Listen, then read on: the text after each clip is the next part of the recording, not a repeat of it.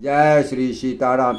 भले और बुरे अपनी अपनी करने के अनुसार सुंदर यश और अपयश की संपत्ति पाते हैं। अमृत, चंद्रमा, गंगा जी और साधु एवं विष, अग्नि, कलयुग के पापों की नदी अर्थात कर्मनाशा और हिंसा करने वाले व्याघ्र, इनके गुण अवगुण सब कोई जानते हैं, किंतु जिसे जो भाता है उसे वही अच्छा लगता है। भला भला ही ग्रहण करता है और नीच नीचता को ही ग्रहण करता है।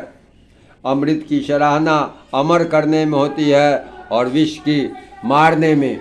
दुष्टों के पापों और अवगुणों की और साधुओं के गुणों की कथाएं दोनों ही अपार और अथाह समुद्र है। इसी से कुछ गुण और दोषों का वर्णन किया गया है, क्योंकि बिना पहचाने उनका ग्रहण या त्याग नहीं हो सकता।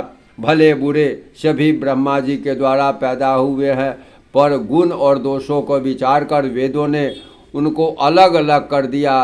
वेद, इतिहास और पुराण कहते हैं कि ब्रह्मा की यह सृष्टि गुण अवगुणों से सनी हुई है।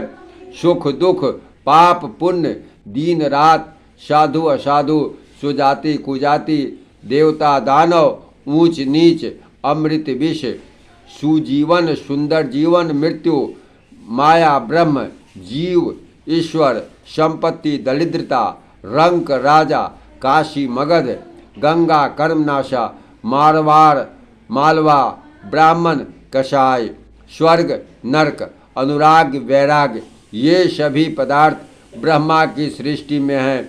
वेद शास्त्रों ने उनके गुण दोषों का विभाग कर दिया है।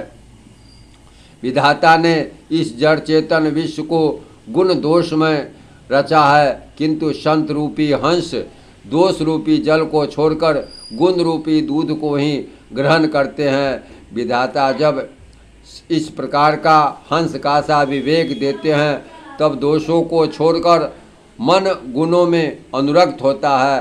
काल स्वभाव और कर्म की प्रबलता से भले लोग साधु भी माया के वश में होकर कभी कभी भलाई से चूक जाते हैं।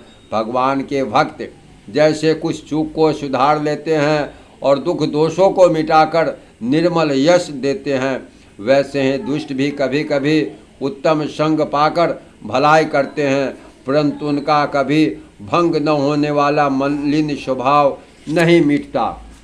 जो वेशधारी ठग है, उन्हें भी अच्छा वेश बनाए देखकर वेश के प्रताप से जगत पूजता है, परंतु एक न एक दिन वे चौरे आ ही जाते हैं।